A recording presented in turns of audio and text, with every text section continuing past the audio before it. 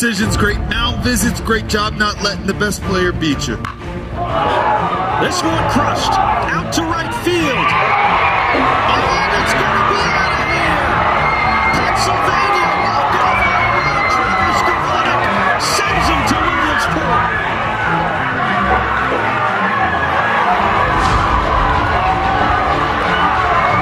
With the 37th pick of the 2023 MLB Draft, the Detroit Tigers select Kevin McGonigal, a shortstop from Monsignor Bonner High School, Drexel Hill, Pennsylvania. 2 balls, 2 strikes to Bryce Harper. Suarez delivers. Swing and a drive. Left field. It's deep. It's going. Yes! And it is gone! Yes!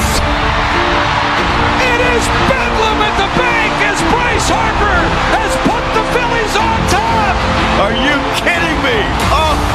His 10th career home run in the postseason. And he may never hit a bigger one. What is up, Delaware County, and welcome in to the 2024 All-Delco Baseball Awards presented by Delco Baseball Now. I'll be your host, Brendan Ricciardi, alongside my guy, Ben Thorpe. Ben, it's been too long since we've been on the mic. Things have gotten busy. Yeah, it's been a little bit, kind of been all over the place, but we're back now. We got, I would imagine, like one of our more anticipated ones of the year here. I've never been more excited than to record than we have right now. I would say maybe our first time in the studio, just because like that was such such a big step. We will be back in studio soon. I just moved into a new apartment and I have to pay rent, which is not fun, and student loans. So like paying for the studio is tough. We're working on getting some sponsors in to be back in studio full time, because I think you can agree as well, Ben. The in-person interviews are so much better. Oh yeah, for sure. Especially like I would imagine, like mainly for when we're doing kind of like an interview type thing. I think having the studio is gonna be awesome. I mean, for now, it's just kind of the two of us shooting the shit. Like we'll be all right where we are. Yeah, but I know there's a lot of people, including myself. Like I don't even watch podcasts that much. I mostly listen, like when I'm driving and stuff. So I'm sure there's some people that never even knew we had a studio to begin with. They're just listening. But we're excited.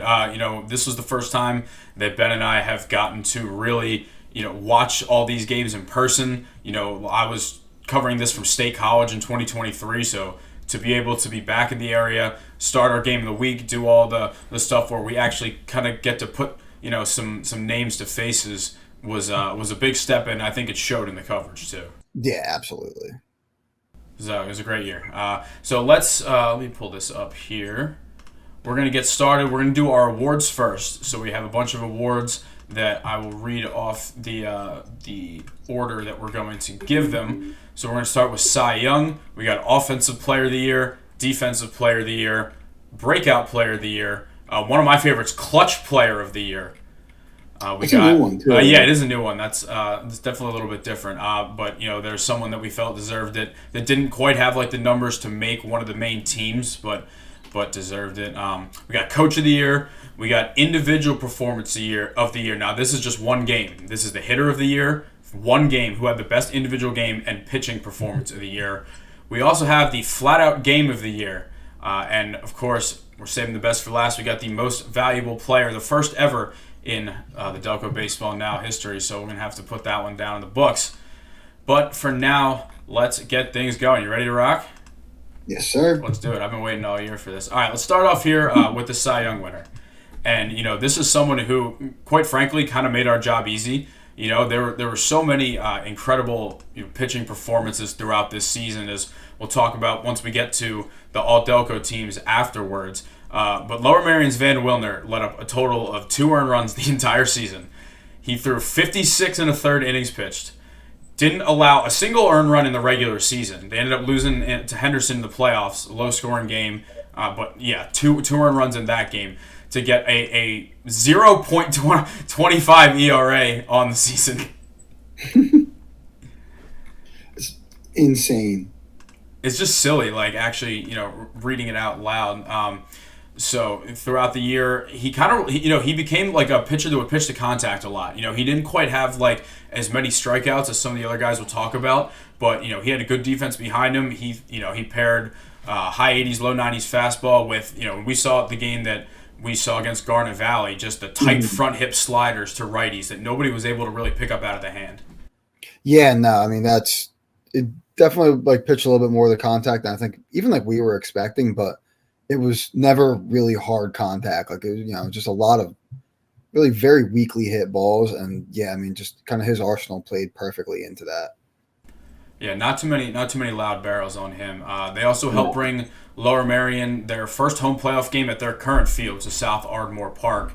So I know it's a big accomplishment for a school that, let's be honest, isn't exactly known for baseball in their history, to be able to have back-to-back playoff performances. They won a game last year because Van threw, I think, 6 innings with like 1 earned run, and to be able to kind of rebuild that culture up, that say, hey, like you can be a successful baseball program here. And I know that was important for a lot of these guys that that stay at the public schools, like Chris Apito last year at Upper Darby, schools that haven't had that much recent success. It's important to be able to kind of leave your mark and try and turn the program around. Yeah, absolutely. I think he's looking back on kind of his career, and a lot of the guys like that were in that same kind of class as him. Like they're going to be looked back on as one of the best groups to come through this high school, and yeah, they showed that like you can win there, and it's pretty cool. Absolutely. So Van will be taking a postgraduate year. I don't have the exact name off the top of my head, but he'll be playing another year of, I guess it's prep, technically prep baseball, like high school. I think I don't even know. I think it's just postgraduate before he goes to East Carolina in 2025. Where he will, if everybody's still there, if that's still the plan, Ian White Jr. from the Haverford School and Gavin Ray from Carroll will also be there as well. So that'll be a fun little road trip down to the jungle.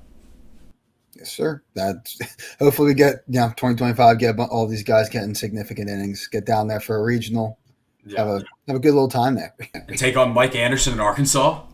Yeah, there we go. I would assume they'd have their own region. Yeah, that's also fair. That's fair.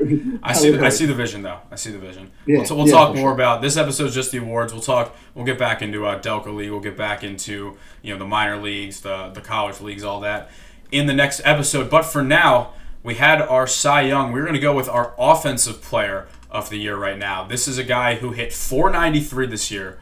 He had a 14.08 OPS, which was second in Delco. Hit 3 homers. One was a big one in a playoff game. And maybe most impressive out of all of this was he did it with a major shoulder injury for the last couple weeks of the season. That's Marple Newtown's Bennett Cox, who injured his shoulder against Radnor in the regular season. But when he came back, it looked like he might be out for the year, along with Lucian Berger. And he came back against Strathaven. First at bat of the game, a barrel to center. He went yard later in the game. He got on base in 57% of his at-bats this season. I think the most impressive thing out of all this is he struck out 3 times all year. Yeah, and I mean, we've covered the pitching in the Central League pretty extensively this year. Like, these dudes were no joke. So, like, 3 strikeouts against the quality of arms he was seeing is really impressive. Yeah, and he's on, shout out Wayne. He's on our Wayne team right now, and I don't think I've ever seen someone swing at the first pitch more than he does, which is probably why he didn't strike out or even walk that much. He only had 6 walks. Man likes to swing. Just ambush. That's like a kind of a philosophy for some guys. You think about facing a pitcher, like you're going to try and get ahead, get strike 1. You might as well go right after that if it's going to be a good pitch. Especially with a Marple lineup where, when they were all hitting well, he had some good protection behind him. And yeah, for sure. All right, so Bennett will be heading up north to Canisius University in Buffalo. Get ready to learn cold up there, because if you think it's bad here during March and you're gonna be playing in the snow. So get ready for it. Yeah, that's bundle up there. I was just up in Buffalo. It was pretty nice weather now, but it also is June. Could be coming. Yeah, so wait till those March. Yeah, but it'll be all right. Yep. Hopefully, we'll be able to get him back throwing in the infield by the end of the season. He's just been DHing for the most part. 3-hit game, I believe, tonight, 2 or 3. I would. All right, so after we got our offensive player of the year, we are going to be heading to our defensive player of the year. Now, this is a guy who he had 79 opportunities to make a play this season while playing in the middle infield. only 1 error. This guy, I've seen it up close as well, a Delco League guy, for a team like Episcopal that had the pitching and defense that they did. Alex Barrist is our Defensive Player of the Year, a 987 fielding percentage. It's just 1 error the entire season. And when you're playing in the Interact, that's a lot of hard ground balls coming at you too. Oh yeah, for sure. It's, how close some of these Interact games are. Like 1 error can change the complete tide of even a season. So you got a guy like that who is just, as reliable as they come. Like it makes such a difference. And I feel like he was a pretty clear candidate or pretty clear favorite for this award. Yeah, and there's a lot of good defense, and that's one of the hard parts about our job is like when you have an MLB analyst, they can watch the highlights, they can watch all these games. Like the only defense of stuff we can really get is kind of errors on Game Changer. Like we see guys in person a little bit when we watch game streams and stuff. So, I'm sure there's a lot of guys that kind of fly under the radar, and, errors isn't always the best way to judge. But, I mean, we've also seen Episcopal play a couple times this year, and I know that, when you're a head coach, and, I think he was mostly at second base, maybe a little short as well. But, when you're a coach and a ground ball gets hit that way and you're like, we got it, like, we're good, that's always a strong sign, and I felt like that was a good choice for this spot. Yeah, I thought so, too. I mean, that's, like you said, that makes all the difference in the world. All right, let's move on here to another one of my favorite awards for this year. We got the Breakout Player of the Year. So we kind of talked a little bit about, should we do like a Rookie of the Year? Should we do like a Most Improved, like whatever? I think we kind of just put it all in one. We're going Breakout Player of the Year. This is a guy who, as a freshman in 2023, he got a little bit of time. He threw 9 innings. He had a 5.4 ERA. He got a couple of bats at the plate and did pretty well. But his sophomore season, he took a leap, I think, bigger than anyone outside of Havertown could have seen coming, and that was Jimmy Boyle, who was just ridiculous on the mound this year. He had a 1.10 ERA in his 51 innings. He had 87 strikeouts, which off the top of my head I believe was second in Delco. 87 strikeouts, but most impressive compared to just 13 walks as well. Yeah. I mean, when we saw him a couple times, he really just attacks every hitter in the zone, and just a really impressive pitcher. Yeah, when we were at our game of the week, it was Strathaven and Haverford, probably the best, one of the best games of the week we had in terms of just drama, sure. Without a doubt. And the Strathaven hitters, all they kept saying is his slider, like we're not picking it up. Like it looks like for righties, it's going to be right at you and just snapped right back in, and these guys weren't able to pick it up. I had a couple of stats I saw with Boyle's season. So my favorite one right here, from April 9th to May 20th, he struck out 9 or more hitters in each of his final 7 starts. That's really bad. Five of those were double digits. He had 3 separate games where he had 12 strikeouts. And for his final start of the year in the playoffs, he struck out 12 Penridge hitter. And, this is something that if you just look at the final Game Changer stat, it won't really tell you. But he let up 3 runs, I think, within the first maybe 2 or 3 innings. And for a young kid like that that's had all the success that he's had all year, it could have been easy to kind of just, roll over and just, let the pressure get to you. But he kept them in it. He shut them down, let the Haverford offense get back to work, and they eventually tied at 3-3 and won an extra. So, just kind of that composure to be able to just say, hey, like, the guys got me. I just got to do my thing and get back in it. Yeah, no, it showed composure, maybe beyond his years, being able to like shake off a tough start like that, and probably the biggest game you've ever pitched. Really an incredible year out of him. Yeah, I mean, Haverford's certainly a team on the rise. I mean, you could argue 3 of their best players were underclassmen, so definitely someone that we're going to have to keep an eye on here. Boyle was definitely in the running for the Clutch Player of the Year, which is our next award here, but that is something that we decided to go a different route in, and this is, I wouldn't say an easy choice, but when you break down what one person meant to one team in, time of need, this one was a good decision for us. So late in the season, Marple Newtown got hit with injuries with Lucian Berger and Bennett Cox, and Paul DeFrucio stepped up just in another world level of play. Mm-hmm. There was a 5-game stretch where he hit 4 home runs. 2 of those were playoff games. He had a 3-run shot against Phoenixville to blow the game open. And I think I said it in one of the episodes after. I've been playing or watching games at Strathaven High School since I was 6, 7 years old. I have never seen a righty go opposite field before. Never. And in the playoff game, he went right center to, I think at that point, like the game, like it was, Marple's probably going to win, but that kind of like put the icing on the cake. But, just to kind of lock in that way when he did, when their two most, talented hitters go down like that, just kind of kept this team alive. It allowed, guys like Bennett to get healthy, and Lucian came back before he got hurt again, to be able to go out there and just say, like, I got this. There was a 1-0 win over Heriton where he had a solo homer. That was it. There was, I think he homered in a Delco Christian game as well. So to be able to do that and to end up bringing home that district championship, just, it feels like the most clutch performance we saw this year. Yeah, and that was like, we talk a lot about how like getting Bennett and Lucian back kind of gave Marple new life, but you kind of almost think like DeFricio was more of like the life support while like things, he kept them, kept the heart beating while those two guys were out. And then once they got back, like kind of all came together and went on an incredible run to win the district championship. Yeah, and something that might not necessarily show up in the box score is he goes from second to short, a position he hasn't played all year because that's where Bennett's playing, and he's got a different spot in the lineup. He's now batting leadoff. So, like, you're throwing all these things at this kid, and he's just, taking it and excelling in it. So, great performance by him this year. He will be going to play club baseball at Ole Miss is his plan. So, as a fellow club baseball supporter and alum, I appreciate your decision, and he's on our Delco League team, and I was showing him some of like the schools that Ole Miss plays. They go to like LSU, Alabama, Tulane, like Clemson, like all these. And meanwhile, I went to like SUNY Brockport and SUNY Binghamton and all this until the World Series. But yeah, no, not that I'm still salty about it. But all right, let's move on here. Let's move on here to our coach of the year. Now, Ben, you can verify this. We didn't even have this picked until a couple hours ago because we were so torn. I mean, there are so many good coaches around here, and so many new coaches in that are on the rise.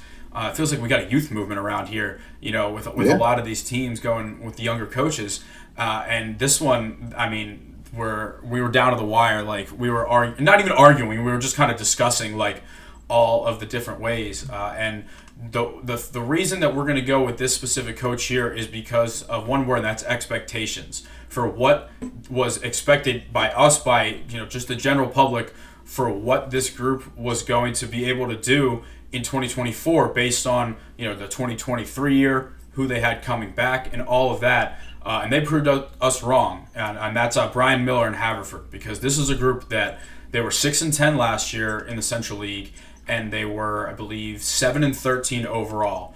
They lost Joe Barnes, who was leading the team in innings pitched. They lost Ethan Mahan, who led the team, I believe, in hits. Braden Foxwell as well were both two of the best hitters on the team. And we even wrote in the preview, we're like, this kind of feels like a rebuild year. You got some young guys, Jimmy Boyle, Shane Durkin, Cam McCormick is a freshman that we thought were going to be good pieces. But, the leap that Boyle took, as we talked about with the breakout player of the year, helped completely flip the script. These guys went 10-6 in the Central League. They went 13-8-1 overall. And I think most importantly for the sake of this is they won their first playoff game in 15 years.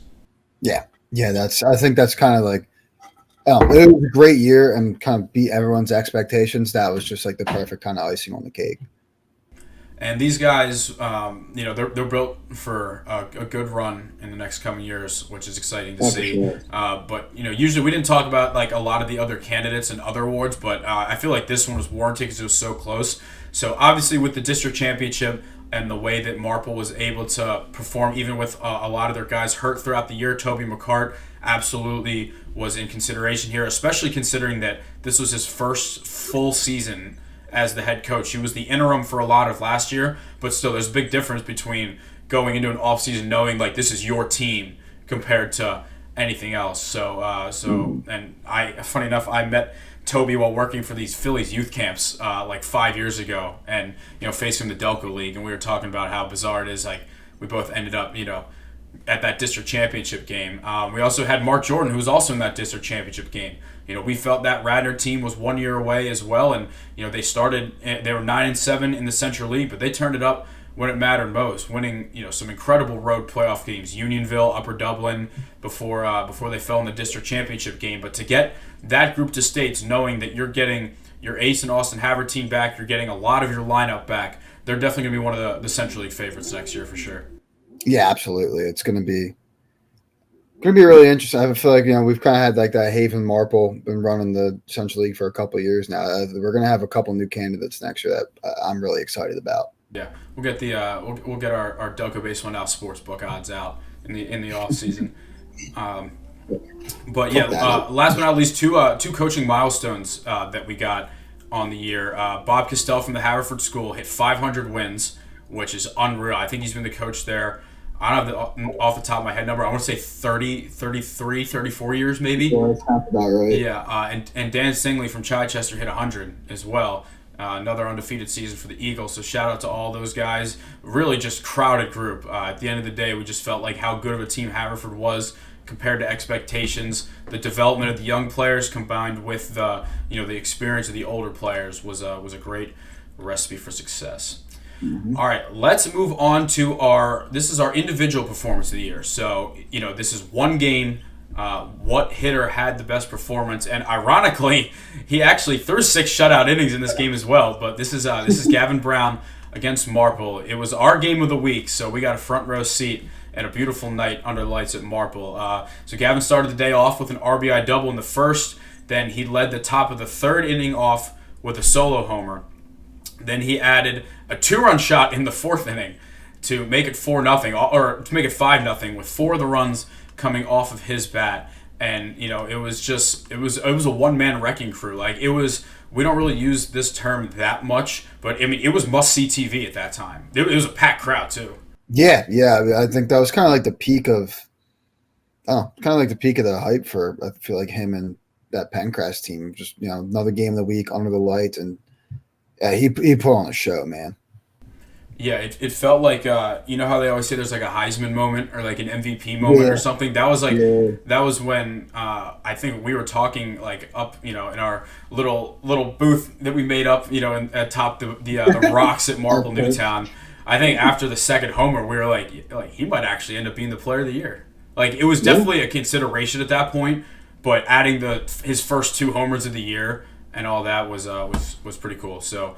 Congrats to Gavin for that. Our pitching performance of the year was also a fairly easy one, because there was a lot of pitchers that had we had some no-hitters. We had some combined no-hitters, regular no-hitters. We had some 5-inning no-hitters, 5-inning perfect games. But we only had one pitcher go 21 up and 21 down, and that was Haverford's Will Hoffman. That was Wednesday, April 24th against Harriton. He threw a perfect game. He struck out 15 of the 21 hitters that he faced.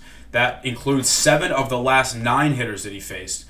Grounder to Will Elias at third base ended the game and gave Hoffman an unforgettable moment. That was something that there was no stream, so we were just like following on Game Changer. And it was just like, I was watching like every pitch. I'm like, come on. I was texting with Bogo. I'm like, I need pictures of this. Yeah, no, that was a fun one to kind of like follow along with. Like, oh my God, he's like actually going to do this, and just kind of watching like numbers on the screen on Game Changer. But I don't know, that was kind of probably the most unique way I've ever witnessed a perfect game. So yeah. So congrats to Will. Will be going to Thomas Jefferson University in the city to continue his college baseball career. He's also pitching for the old Springfield Blue Jays in the Delco League as well. Yes, sir. He threw against us, I think, the first. He was actually part of another no-hitter. He threw against us in our first game. That's right. Yeah. All right, let's move on here to the game of the year. So this one was one that I watched. I had the Game Changer stream up, so I was able to watch it. If you were a fan of pitchers' duels, this was about as good as it gets. We had Ridley 2, Pencrest 1. It was an 11-inning game that was 0-0 after 10 innings. We had a very rare occurrence where we had we had both pitchers go 8 innings. I feel like that even 7 innings is pretty rare. But Pencrest Gavin Brown and Ridley's Chris Kimmel did in this one. Brown just let up 1 hit across 8 shutout innings with 6 Ks. Chris Kimmel pitched into the 9th, which, again, very rare in high school due to the pitch count. Throwing 8 2/3 shutout innings, he struck out 6. Listen, all I got to say is if the pitch count didn't exist, this game might still be happening right now. It's a very real chance. I think both of those guys would have kept the shutout going until their arms fell off at that point. Yeah. And so, this would have been in the running regardless of how it ended just due to that pitching performance. But this game had drama because with 2 outs in the top of the 11th, Ridley's Bobby Doherty had a huge 2-run single. And that was just getting the drama started for this one because Pencrest would get 1 run in the bottom of the 11th on an RBI single by Ben Pannoni. But Henry Murphy was hosed at third base to get an out, which then that would have been the tying run. So there was just chaos in every way possible in that game, and just a ridiculous way to go out with it. Jake Mansfield closed down the win, but I mean that game, for no runs in the first 10 innings, it sure picked up fast. Oh yeah. I feel like that's always kind of how it goes. Like once one comes across, then it starts to get a little scary. All right. Last but not least, for the awards, we got our most valuable player. Now, this is a guy that truly defined what value means because, this was a team that went 4-12 in the Central League last year, and that was turned into an 11-5 record based on what Gavin Brown was able to do for Pencrest this year. We'll start off with the pitching side of things. He went 6-1 on the mound. He threw 35% of the team's innings. He had a 1.08 ERA. In his 52 innings pitched, he struck out 53 hitters with just 19 walks. At the plate is where I think he might have excelled even more. He hit .469, .591 on-base percentage. He led all of Delco with a 1509 OPS. As we mentioned during that game of the week, he had 2 homers. He also homered to beat Strathaven off Luke Dancona late in the season as well. He gave him 3 homers. He had 21 RBIs on the year.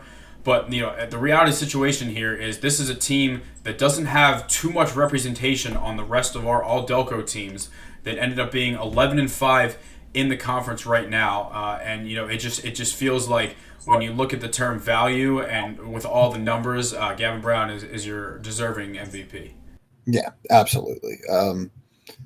The year he had, I feel like, it just kept building and building and building. It was because it's funny, like, we didn't even really know who he was when the season first started, and it kind of went from like, oh, this guy's pretty good, and I feel like just built up for us, like, oh, like this is our kind of like no-brainer player of the year right now. It was fun to watch him this year.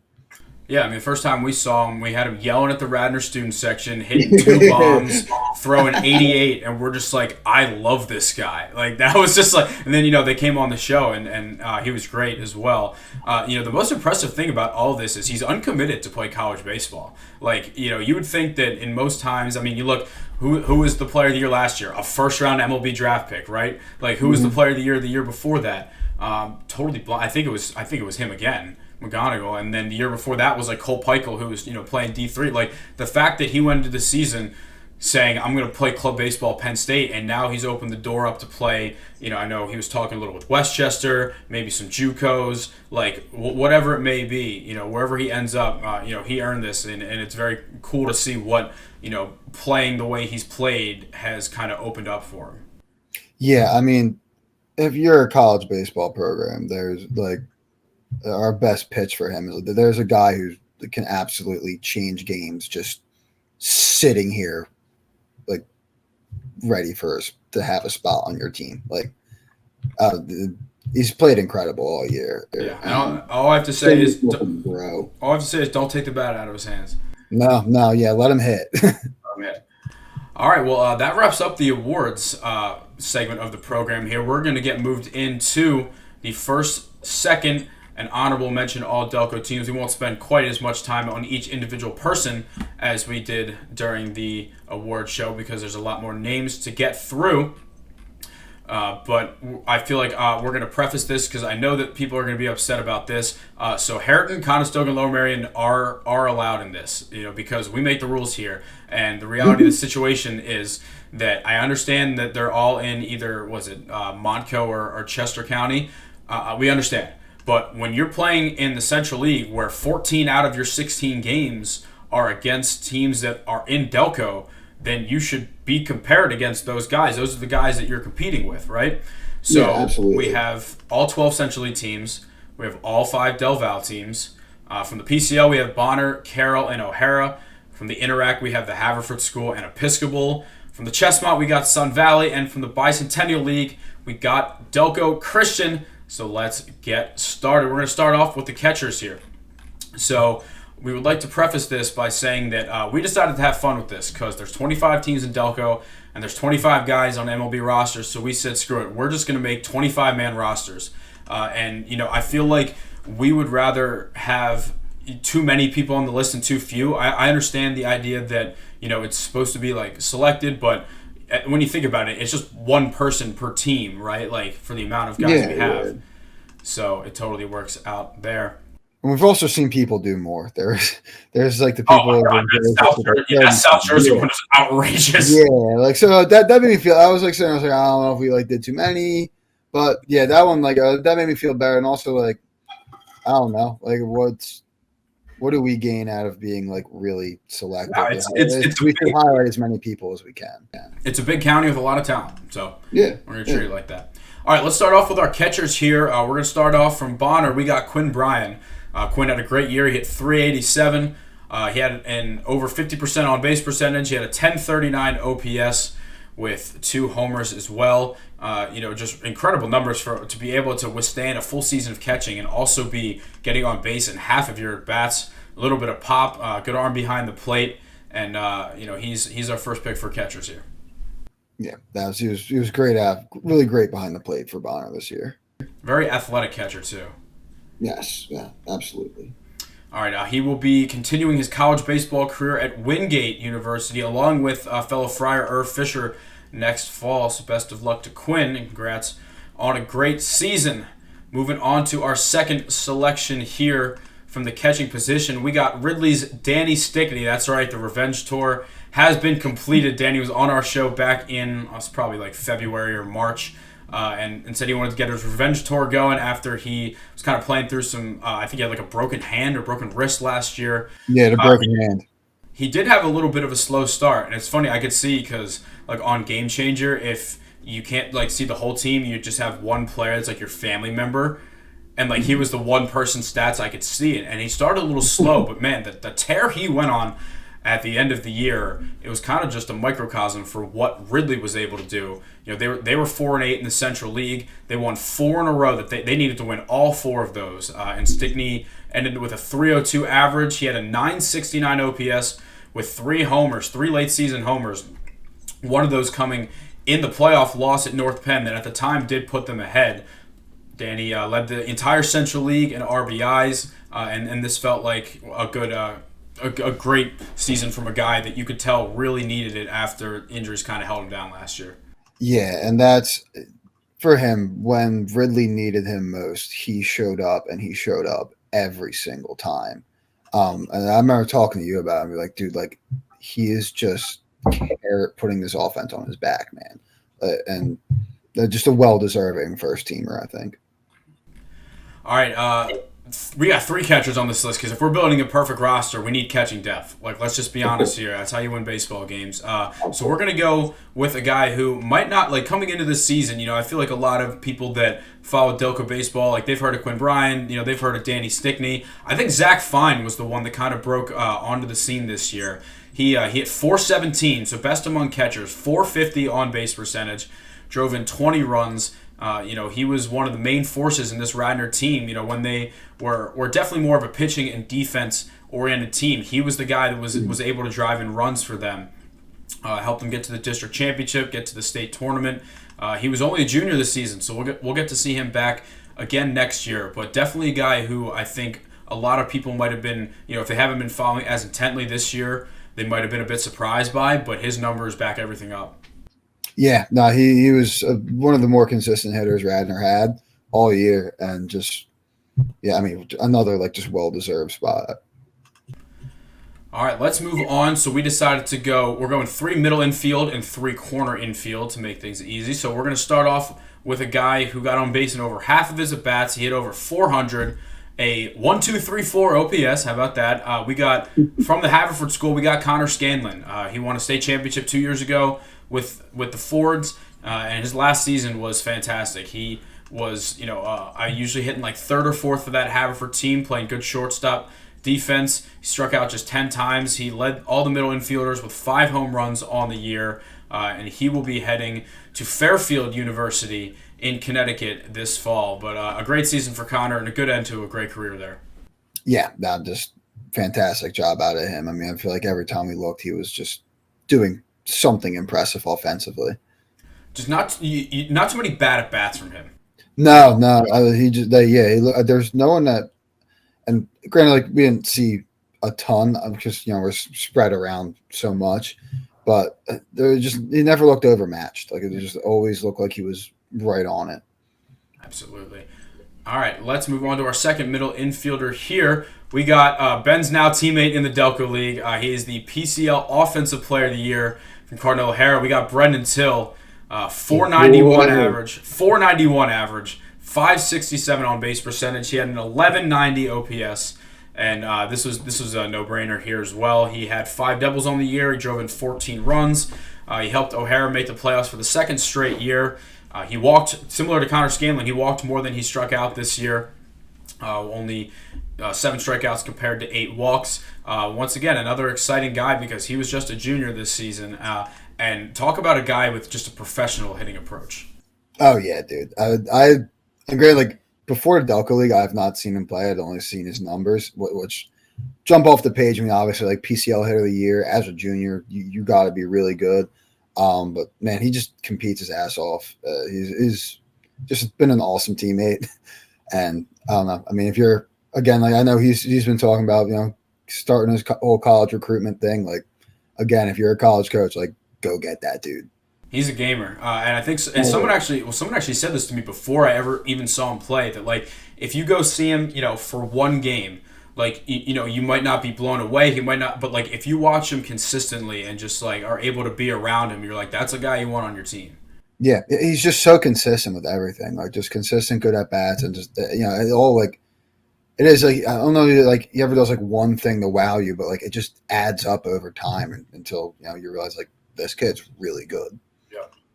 All right, last but not least, on our middle infield, we got a guy from one of the most electric offenses all season in Gardner Valley. That's Mark Zuppo. Mark hit .418 this year, 540 on base percentage, and 1152 OPS. And he had 4 triples on the year. I don't know if I have 4 triples in my existence on this planet. It's a little bit of speed there. Yeah, no, I mean that's a team that hit all year. That's a guy that hit all year. I know he pitched a little as well, but we got him on here for middle infield, and just a gritty guy. Like I don't want to bring down the vibes a little bit, but this is a guy who had his dad pass away, and he played the night of the game. And if you need to know like what kind of character this kid has to be able to do that, and I think he went 2 for 3 and broke like the single season stolen base record as well. I gotta set a reminder to add the stolen bases onto the article right now. But no, seriously, this is just the heart of this guy compared to the production he was able to put out on the field. Wish him the best of luck next year when he stays in PA. He's heading to Penn State Berks. You know what that means? In 2 years, he's playing Penn State club baseball. That's the dream, baby. There we are. Just get your recruiting going. Oh, dude, I'm shamelessly recruiting. Absolutely. Last thing about Zuppo, they won a playoff game. I don't remember the last time they did. I'm sure it was somewhat recently, but they did beat Council Rock South in that game. All right, let's move on to the other half. We got our corner infielders as well. This is a guy who played through a knee injury for a lot of this season. Had to DH a bit, but spent most of his time at third base for a team that made their 4th straight state semifinal. That's Jackson Kehoe and Bonner. He hit a little below 400, right at 398, but a 1010 OPS. He had 8 doubles in the year, which is definitely among the best in the county. He homered once, drove in 15 runs out of the leadoff spot for the Friars this year, and he will be headed to play Division I baseball at Radford in Virginia this year. And just talk about just a ball player, just a pure hitter that, he's not always going to wow you with the power, but this dude does not get cheated in at bats. And from start to finish, really in his Bonner career, he's just hit. Yeah, absolutely. I know you said like not going to, I guess, blow you away. The problem he's got like sneaky pop for sure. guy. There's maybe a little bit on the smaller side, but he can swing it, man. Yeah, no, great season for Jackson. I wish him the best. Good couple of years here for him at Bonner. He was on that PCL championship team back in, I guess, 22 when he was a sophomore. A lot of this Bonner graduating core was on that team as well. Let's move on here to the next of our corner infielders. He was a first baseman for the Del Val champion Chichester Eagles. Josh Claycomb drove in 34 runs this year for Chichester, 1217 OPS. He got on base in 58% of his at-bats with a 484 average. Josh will be staying in Delco. He is headed to Delaware County Community College to continue his career. He was playing mostly first base for Chichester this year. And, as many years as he was on this team, they won a conference championship. So a good end of the career for Josh. And, just really the heart of a very young Chichester lineup that lost a ton of seniors from their fantastic season last year. For him to kind of step up and, along with Troy Neff, kind of just be the heart of that order was very good to see. And, for a Chichester lineup, a lot of the guys had similar numbers. He excelled. I think he led the team in almost every category. Yeah, that's I imagine he did there. I mean, he raked for them this year. All right, last but not least on our corner infielders, we got a guy that, as we mentioned, this was a team that had a lot of pitching and defensive success, but we're going with Andres Cruz because along with Zach Fine, they were the heart of this order during a lot of the season for Radnor. He hit 354 this year at a 944 OPS. Big part of them getting as far as they did in the playoffs. His lone homer of the year was in the playoffs against Interborough.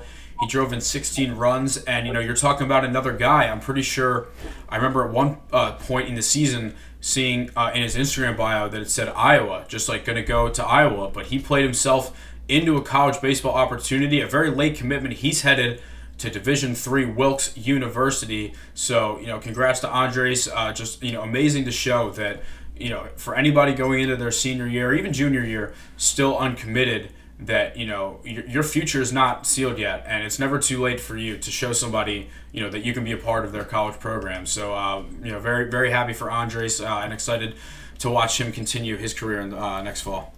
Yeah, and it shows so there's always someone watching, and you can play yourself into an opportunity. And hey, Andres, welcome to the Landmark Conference. It's Oh, I didn't know they were Landmark. So they are brand new to the Landmark Conference they played their first year last year.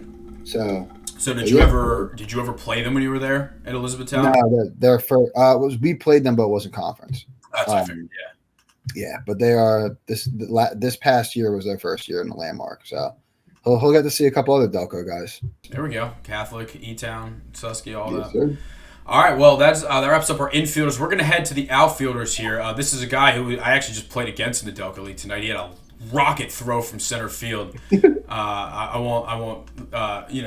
won't make fun of who on our team. It was Matt Briner got thrown out. But it was a laser. This is Chris Schaller from Garnet Valley. Chris hit 439 this year, 1268 OPS with 3 homers. Just, another member. I mean, this Garnet Valley lineup up and down hit all year, but, had to pick some out. He hit for both average and power. He had 3 homers. He did miss some time early on. The only time that I think we were able to see Garnet Valley in person, he was not able to play. That was very early on in the year.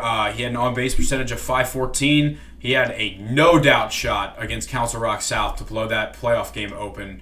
He had, OPS, I'm not sure where it ranked the Delco. I want to say maybe 4th or 5th, I think. But Schaller is committed to the University of Richmond in Virginia. He'll be back for his senior year, though. And he'll also be in that Big 26 showcase, PA versus Maryland, along with South Haven's Ben Milligan. I will be working that event, so I'll get to catch up with them over there.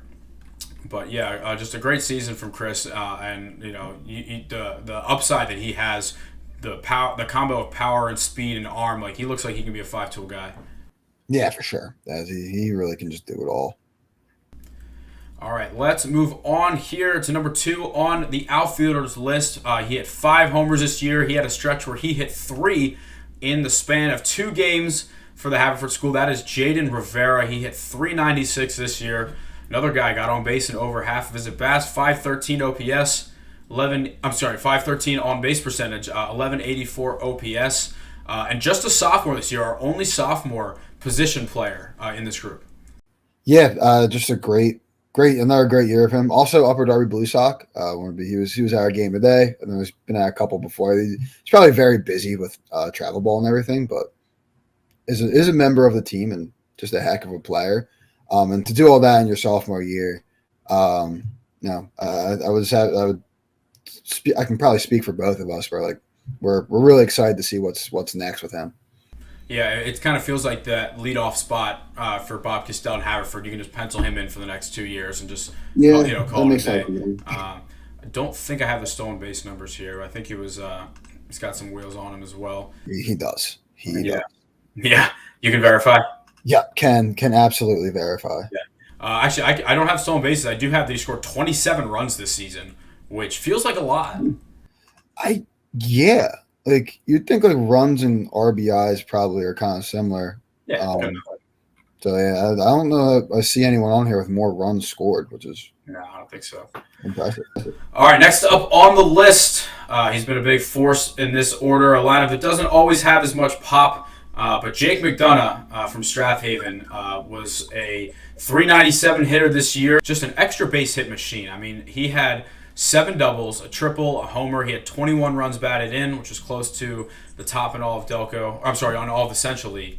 The 397 average is obviously very strong, but how he was able to get on base. And does it get any more misericordia than 9 hit by pitches and 15 walks this year? No, not at all. And I know that they're probably just like drooling looking at that. It's just gonna fit right on in. Oh man, you could not have a better fit than Jake McDonough in Misericordia. But great season from Jake. He back-to-back Central League champ, made the state championship last spring. Great career for him over there in Wallingford. A lot of success just both in the conference, in the district, in the state as a whole, and on a personal level, just a monster year for Jake. Another guy playing for Wayne this summer. It's a Strathaven, alumni paradise right now.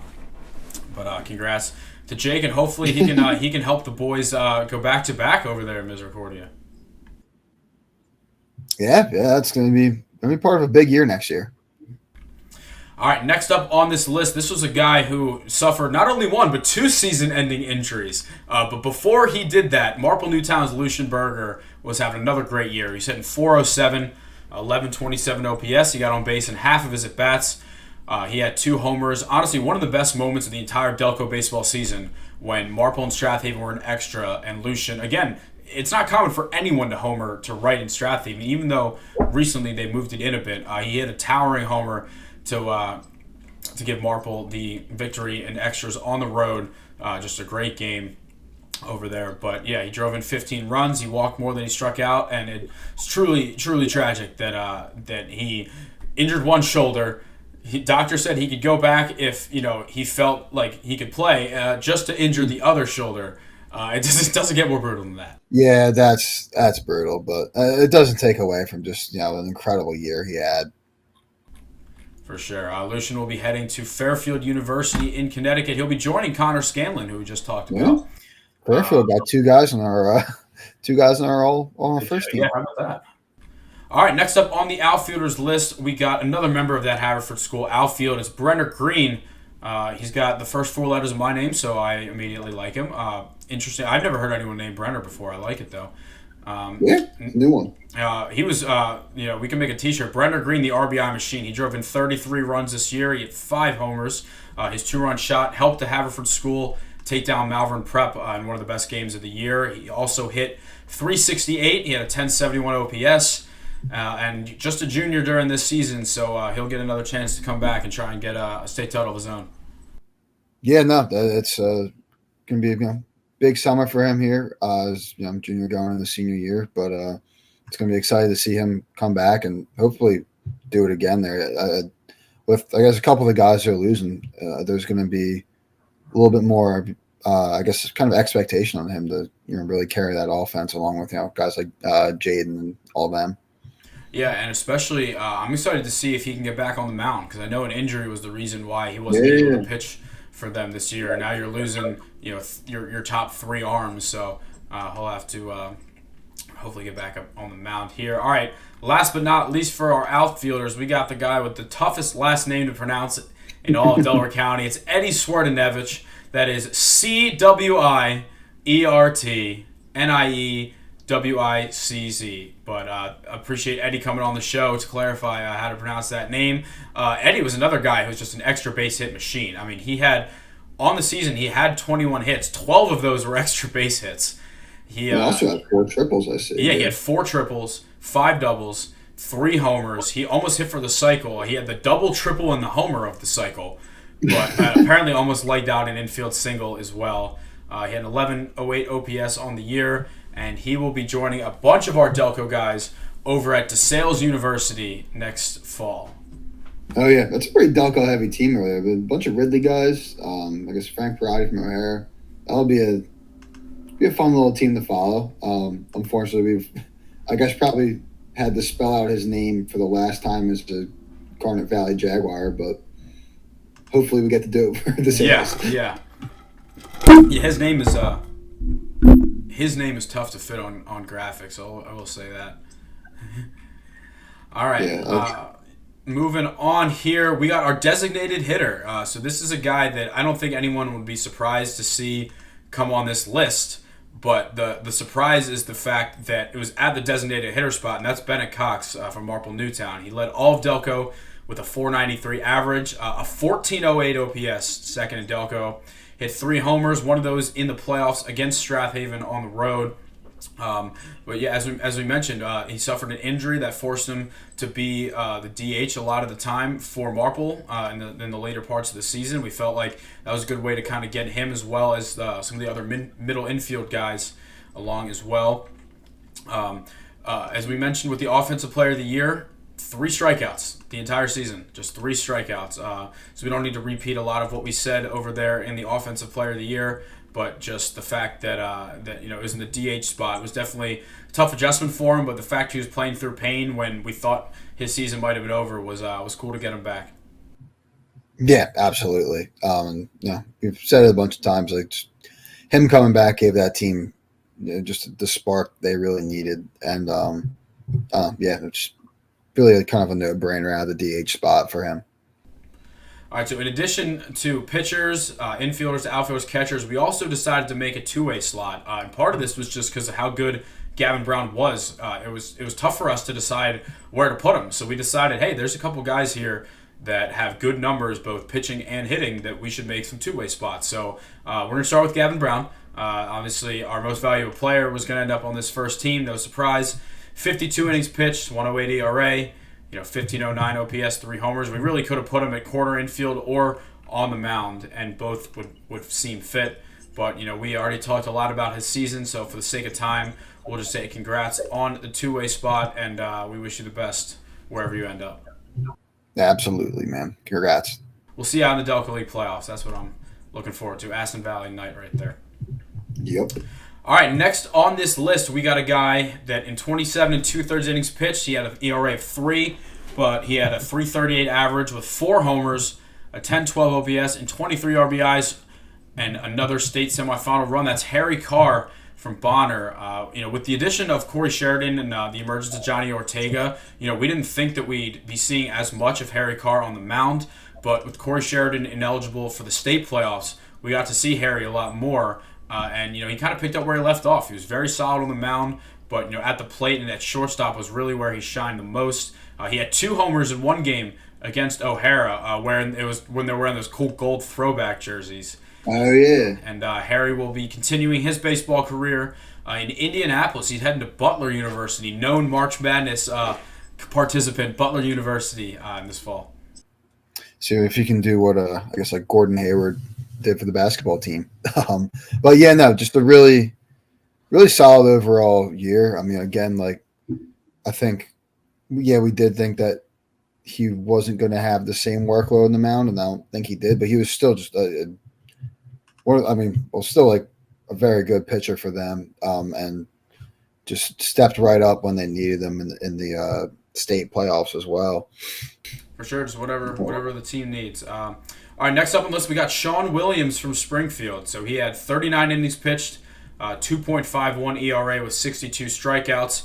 But I think that his pitching numbers were expected, but the hitting numbers were, I think, a bit of a surprise, considering we know he's going to pitch in college.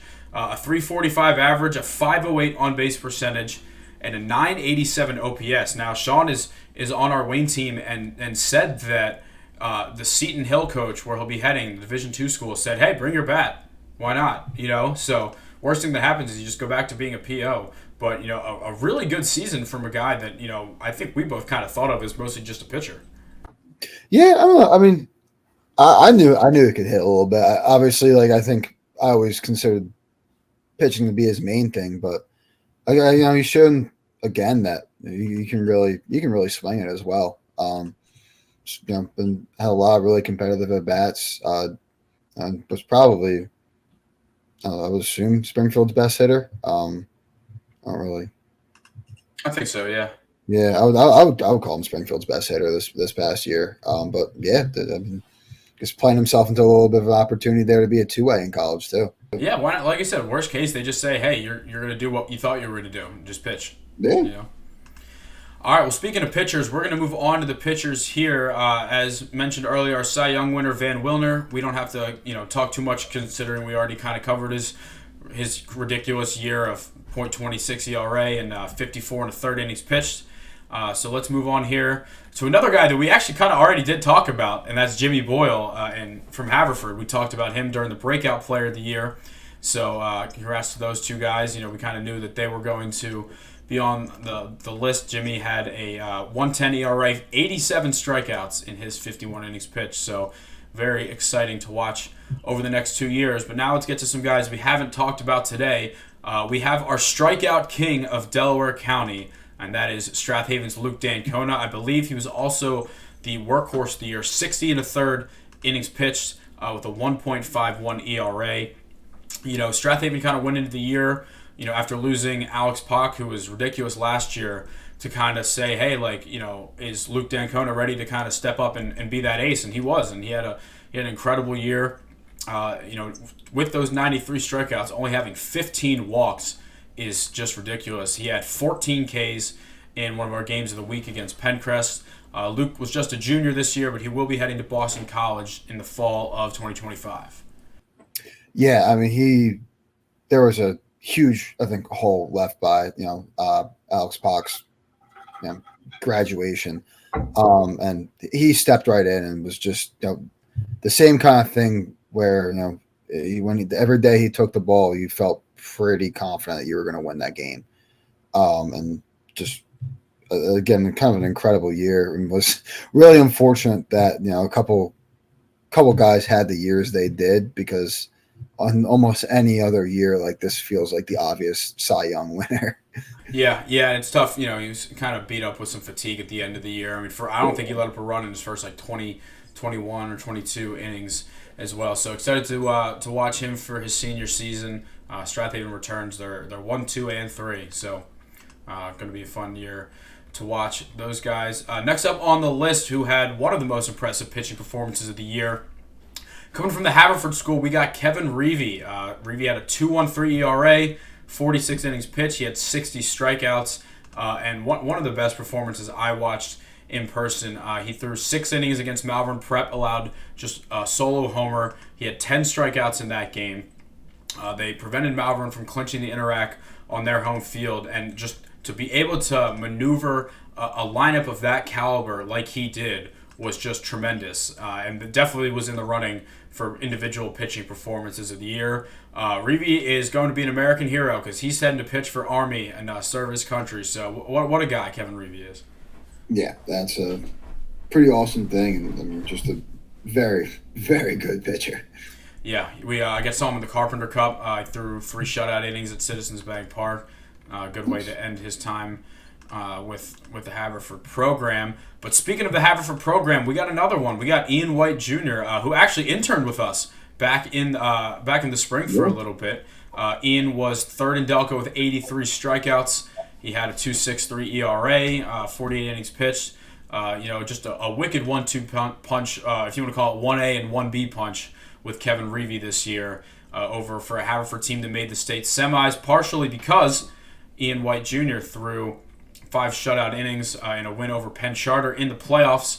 Another guy that we mentioned with just a ridiculous slider that righties had no chance of all season long. He had an 11 strikeout complete game shutout in our game of the week against Episcopal. Also forgot to mention with Kevin Reevy, he threw 6 great innings in the playoffs as well. So these were guys that just got it done, in the regular season and in the postseason as well. Mm-hmm. Yeah, that just made a very good Haverford school rotation. Probably one of the better ones they've had too. These guys gave everyone problems.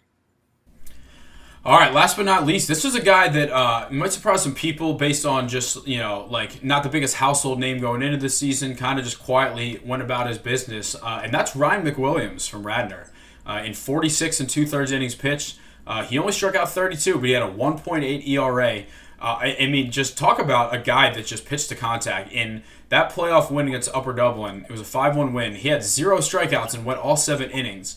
And just to be able to go out there and get all this, weak contact and trust your defense is incredible. And 46 and 2/3, he pitched 13 innings in the playoffs, allowed just 2 earned runs, was a big part of that late season Radnor run, and only a junior this year. So him and Austin Haverty will both be back. Yeah, and I don't know, in a world where it feels like all of your kind of high school starters throw, at least low 80s, mid 80s. It's a little bit of like kind of a throwback of a guy who just isn't really going to blow you away with the velocity, but just like hits spots, changes speeds, and is ultimately just like a very, just kind of a tough puzzle to solve for a lot of guys. I mean, we saw damn near everyone kind of have trouble figuring him out. For sure. All right, well, that will wrap up the first team. I really am amazed with all the talent we have in this area. It's hard during the regular season to tell because a lot of the teams, understandably, have their game changers private. So it isn't really until you get the stats of all 25 teams together where you look around and be like, holy shit, there's a lot of good players around here and a lot of great seasons to choose from here. So that wraps up our first team. I'm not going to say zoom through the second honorable mention, but we'll definitely pick up the pace a little bit. We passed the hour mark here.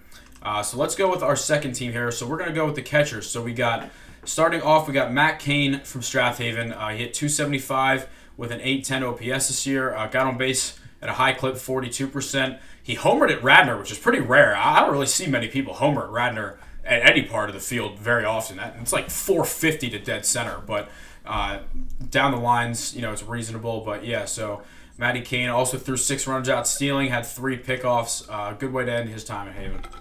Yeah, definitely. That's I guess the only other person I've seen come close was Gavin, where he hit the fence. Mm-hmm. But, yeah. Really, really good catcher. I remember the first time watching him being really impressed and have continued to be impressed with him the rest of the way. It's going to be exciting to see what he does when he goes off the Rowan. Yep. He'll be headed to South Jersey soon. Next up, we got Ben Etienne, catcher from Pencrest. He will be heading to Toontown, Penn State Altoona. Hit 316, 777 OPS. What's up? I was just laughing at the Toontown. I was more of a Webkins guy, but throwback Toontown. He threw 7 runners out stealing. He had a pickoff as well. And just a solid hitter because, as we mentioned when talking about the MVP stuff for Gavin Brown, the rest of the team didn't exactly light up the stat sheet. And Etienne was just a solid guy to protect him in the order, 316 average, a singles machine. He even said it to me. He's like, I got no pop. I'm like, hey, man, if you hit 316 and, catch, people will love you. So it's easy enough, yeah. Yeah, no, that's I'm sorry. He did a really good job of just, I think, having him behind Gavin in the lineup, I think made a lot more people have to throw to Gavin. And if you didn't, he made you pay. They did a really good job behind the plate too. So it's definitely deserving second teamer.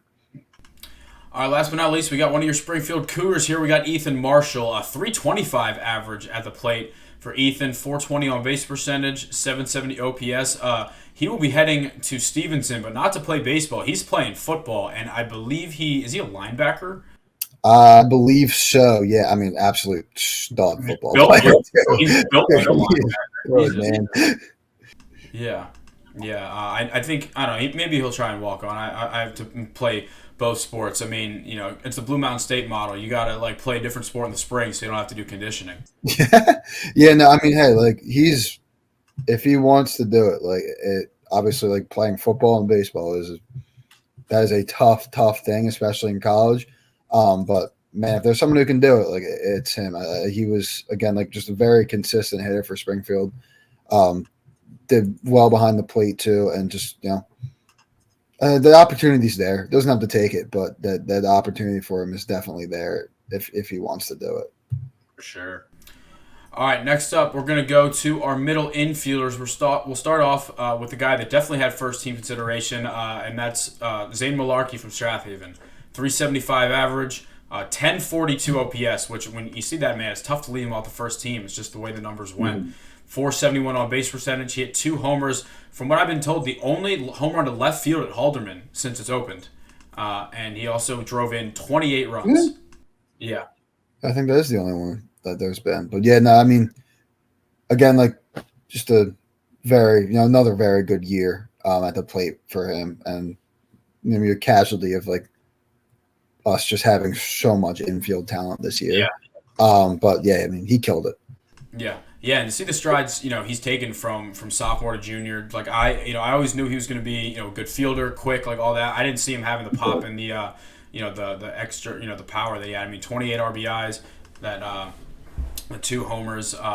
Zane will be looking to walk on. He's going to Middlebury, which I believe, I think it's Connecticut.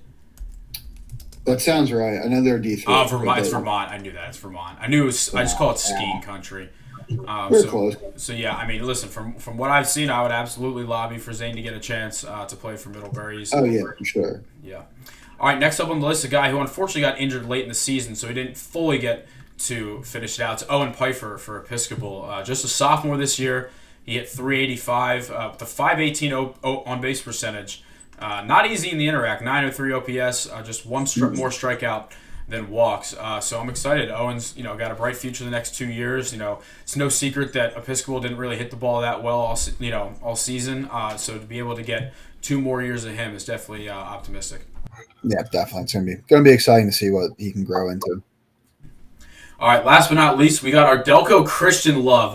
Hey, they made the 1A District Championship game this year. Sure. 386 average, 1106 OPS. We are going with Jackson Lewis. 457 on base percentage, drove in 16 runs for Delco Christian, a team that I feel like, obviously because they're really the only 1A school around here that we're covering, it can be tough, but a great year for Jackson and them. Yeah, that's, I guess Delco Christian doesn't always get the love that some of the bigger schools do, but I mean, when we see someone hit with the stat line he's got, we're going to put you in a team. And yeah, this is a really good year out of him, and honestly, a good year out of Delco Christian. They made it to a district final. They beat Christopher Dock, who's probably, I would assume, a very big rival for them, and just ran into Faith Christian, who ended up winning the state. But yeah, they lost to the team that went undefeated and won the state championship. So it's a tough one there, but great year out of Jackson, and congratulations. Yeah. All right, moving on to the corner infield, we got another Cougar. We got Matt Bean from Springfield, 345 average, had a 930 OPS. He hit 6 doubles, also pitched a little as well. And Ben, he's going to our rival. He will be playing Pitt Club baseball. Wow. I know. Right. I know. I met his dad at the showcase. I think he was a Penn State guy too, so I think he just wanted to leave his own brand. So I'll see you at Teener, buddy. Yeah. Hey, I mean, probably going to be a pretty big piece for that Pitt team. Oh, he is. No, I told him that. I told him that too. I'm like, hey, Pitt's a solid program, but I think you can go in and get good time right away. That's him and Chris Chung's over there too. He is. Isn't he? That's correct. He is. So yeah, good year for Matt. 345 average. I think was pretty high up on Springfield. The 439 on base percentage, 930 OPS are definitely the main proponents here.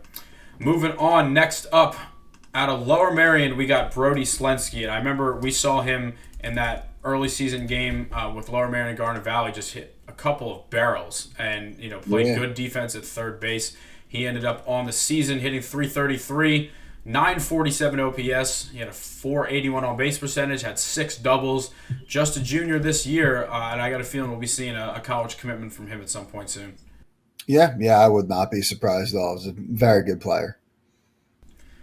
All right, last but not least, on the corner infield, we got Austin Cannon out of Bonner. One of the reasons that his offensive numbers were very good, as we'll get to. One of the reasons we have him here is because he was an outfielder his entire high school career until Coach Steve DeBarber said, "Hey, we need you to play first this year." He said, "All right, cool," and he played a very good first base, especially for someone who hadn't played there before. Hit 321 this year. He had a Titanic bomb at that game you were at against Bethel Park. God, yeah. That ball was destroyed. 842 OPS, 406 on base percentage. Good year for Austin. He will be heading to Rider University, a Division I program in New Jersey. So best of luck to Austin, another 2022 PCL champ. It's been fun to watch him over the past couple of years in green and gold, and we wish him the best. All right, moving on to our outfielders here. We got a sophomore with a 1,000 OPS coming out of Haverford. It's Shane Durkin, 296 average, a 519 on base percentage. He had 2 triples, 1 homer. He drove in 16 runs, and he seems like a guy that over the next 2 years is going to be one of the best hitters in Delco, if he's not already. Yeah, no, that definitely is, and he's gonna be a dude that we're gonna see that average come up, that OPS is gonna come up. He's going to be a guy to watch for the next couple of years. And it seems like Haverford's going to have enough pieces that they can't pitch around him, and he'll get his pitches to hit. Also have to give him a shout out because he tied for the lead in our hot dog eting contest at Dollar Dog Day, along with Strathaven's Caden Schuster. Fine, that would have been a good award to do. give an award for that. But yeah, 6 hot dogs, which is very, very good accomplishment to get ready for. I think it was the day before, or it was 2 days before our game of the week with them at Strathaven, so they were ready. Yeah, it was. They definitely set the table for that. They were ready, yeah. All right, next up, another guy from this electric Garnet Valley offense. We got Brady Thompson. Brady Thompson hit 2 homers, another one in that playoff game along with Schaller. 298 average, 953 OPS. Another guy on base machine, 462 on base percentage. Drove in 14 runs, and the kid can sing too. Kid can absolutely sing. That's probably we should have a column just for that on here. Sing first team, second team outfielder, first team singer. Yeah, and I guess not the actor, right? It was what, the lead actor in this play? I forget what it was. Might have like Beauty and the Beast or something, but I think it was. Yeah. But yeah, Brady was only a junior this year. He's been mashing his first 2 years of varsity baseball. We're expecting pretty much the same, and hopefully he'll make a college decision if he wants to keep playing or not, and where he's at. All right, next up on the list here, we got, I believe, our lone Conestoga rep on the first 2 teams. We got James Queasy, 327 average, 929 OPS. He had 2 homers, 352 on base percentage. It wasn't the best of season for Conestoga, but James, he burst on the scene with a great freshman year last year. Another strong season from him, and a very bright next 2 years coming. Yeah, absolutely. That's the brother of a Division III World Series participant, John Queasy, as well. So I got to see James. I believe he hit a double in the Carpenter Cup game at Citizens Bank Park. So excited to watch James the next 2 years.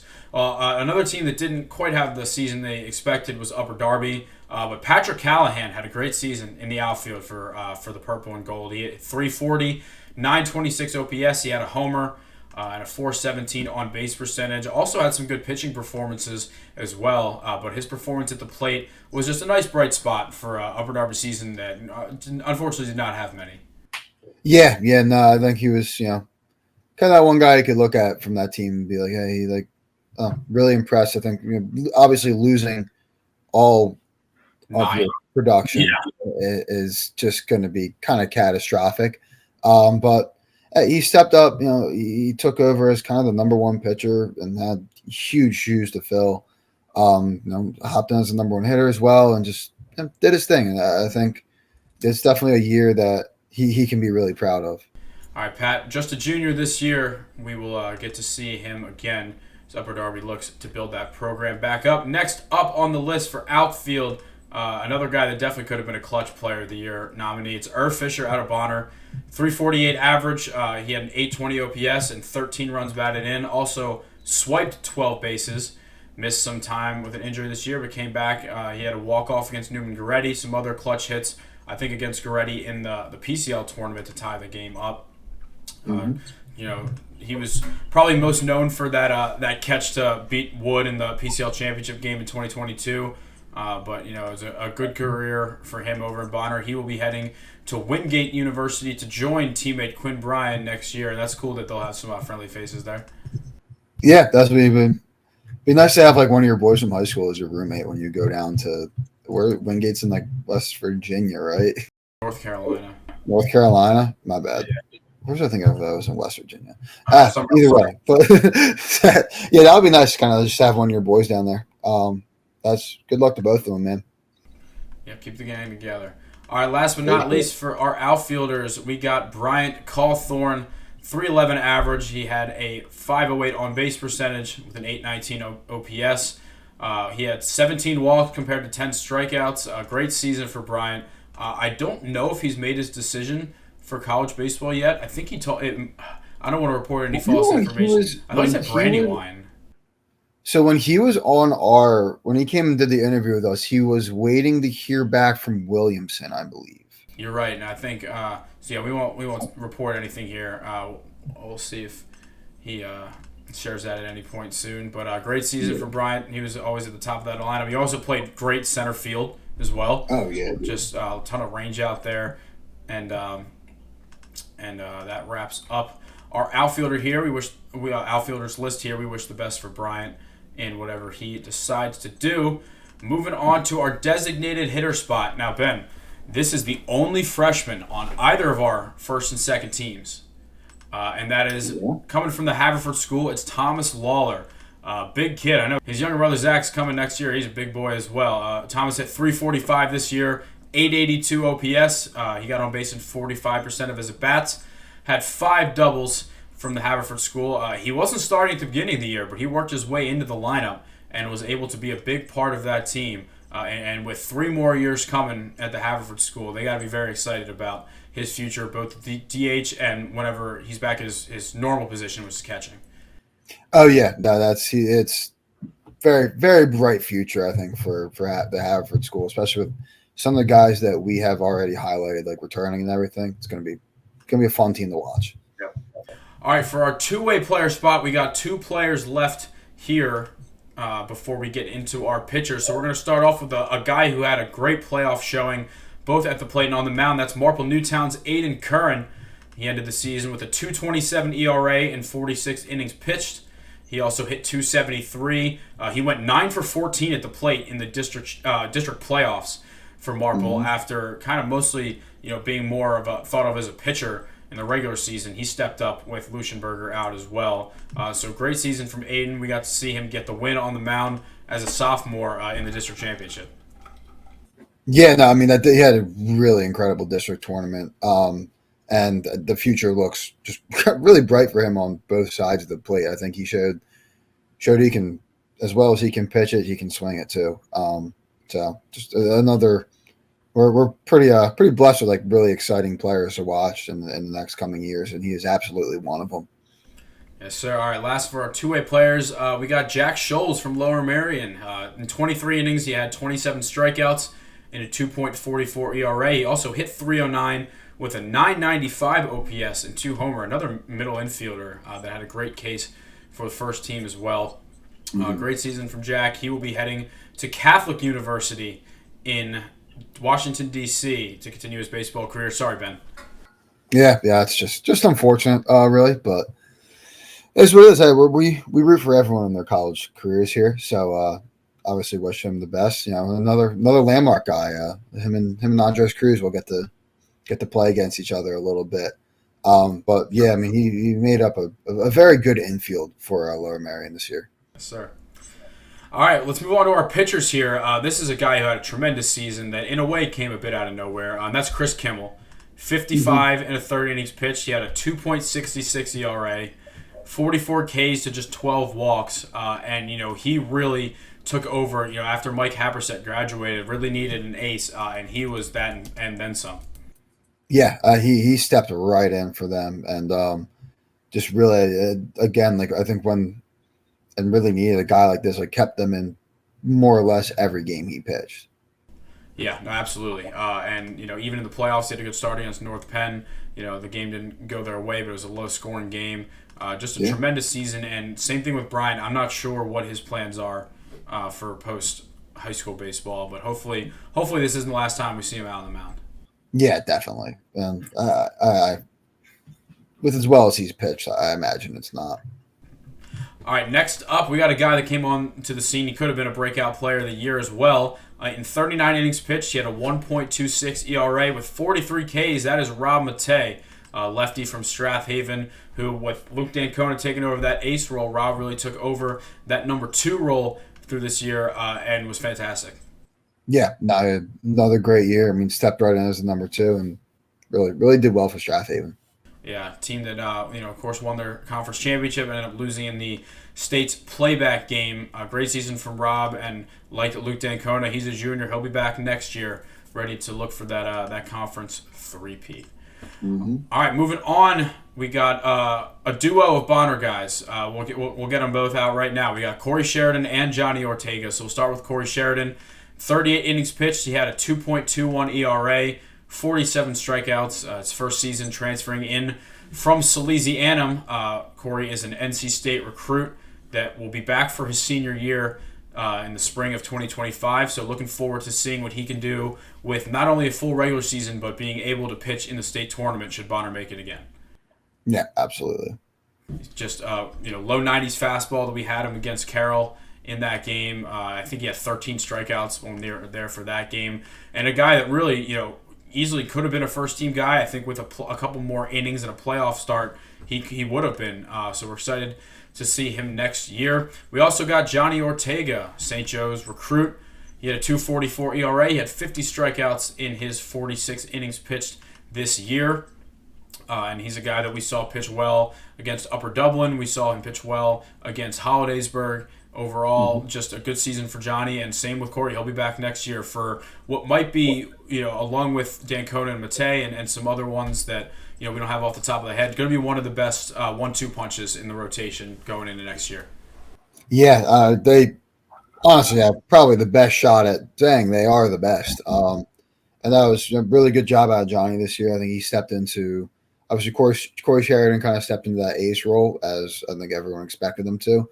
And did really well. It was really unfortunate that he wasn't eligible due to whatever rules the PIA has. We can go about that for hours, but Johnny really stepped in as well as into like a major role in this pitching staff and killed it. And it's going to be a really, really good staff next year as well. Yes, sir. All right, next up on the list, while Harriton did not have an incredible season, Charlie Belli did, or Belly, I don't know, I've heard both. Sorry, Charlie, but, congratulations here. 41 and third innings pitched. He had a 2.20 ERA, 42 strikeouts. And Charlie, just a junior this year, he'll be back for his senior year. I'm sure we'll be seeing him get a college commitment soon. He closed out a win in the Carpenter Cup as well before they got to Citizens Bank Park. I think he also pitched at the bank, but then they were losing that game. But we saw him up to 87, 88 with the fastball this year, and I think he's going to have a chance to be one of the best pitchers in the Central League next year. Yeah, I think he'll be a little bit of a dark horse for that. I think we've had a couple guys who might be there. Obviously, Luke Dancona is kind of the big name, but he'll definitely be a dark horse for kind of like that Cy Young, that type of award next year. For sure. All right, well, Timmy Dennis might be 6'8", but man, can he pitch? 39 innings pitched. 2.51 ERA, 36 strikeouts. Was fantastic in the playoffs against Springside Chestnut Hill. Just one hit, ended up losing 2-0. Unfortunately, the story of Episcopal's year a lot of strong pitching. Timmy Dennis was the leader of that. They were a team where it's very hard to place them on these teams because they have so much depth that a lot of guys don't throw too many innings. You'll see in the honorable mention we have a lot of their guys because they just have a lot less innings. But Timmy Dennis at 39 innings pitched, 2.51 ERA was very worthy of this spot. Yeah, for sure. All right, last but not least on the list, he was one of the leaders in innings pitched with 57 and 30, had 68 strikeouts and a 3.05 ERA. It's Austin Havertine. The burner accounts love him. They are his biggest fan, rightfully so. An incredible season for him. To take the leap. He was just a sophomore this year after a strong freshman year. 2 more years of Havertine, and he seems like someone that along with Jimmy Boyle, when they're both seniors, will be must see TV. Yeah, I can't even imagine how good the two. I mean, obviously, staying healthy, continuing to grow is the main thing. But assuming that happens, I can't even imagine how good the two of them are going to be. They've shown really ability, composure, everything beyond their years already. Agreed. All right, before we get into the honorable mention, we'll quickly, once again, just run through all the names of first and second team. So first team, we got catchers Quinn Bryan, Danny Stickney, and Zach Fine. Middle infield, Connor Scanlon, Mark Zuppo, and Brendan Till. Corner infield, Jackson Kehoe, Josh Claycomb, Andres Cruz. Outfield, Jake McDonough, Jaden Rivera, Chris Schaller, Eddie Swardenevich, Brenner Green, and Lucian Berger. DH Bennett Cox. Pitcher Van Wilner, Jimmy Boyle, Luke Dancona, Kevin Reavy, Ian White Jr., and Ryan McWilliams. And two-way, Gavin Brown, Harry Carr, and Sean Williams. For the second team, catchers Matt Cain, Ben Etten. I probably said Etienne earlier. I'm just so used to saying it. Apparently it's Etten. Late season adjustment there. Middle infielder, we got Zane Malarkey, Owen Pfeiffer, and Jackson Lewis. Corner infield, we got Matt Bean, Brody Slensky, Austin Cannon.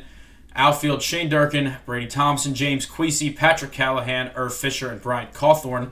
Designated hitter Thomas Lawler. Pitchers Chris Kimmel, Rob Matei, Corey Sheridan, Johnny Ortega, Charlie Belli, Timmy Dennis, Austin Havertine, Aiden Curran, and Jack Scholes. Now let's talk some honorable mention here. We're not going to go too much in depth. We're just going to kind of read them one at a time here. We'll go alphabetical order. We'll start off with Bonner. We got Michael Coleman, Ryan Friel, CJ Nocella, and Rocco Calise. Coleman and Friel will be back next season. CJ Nocella and Rocco Calise will head to college. Our Lone Carroll representative, great year on the mound for Anthony Alteri.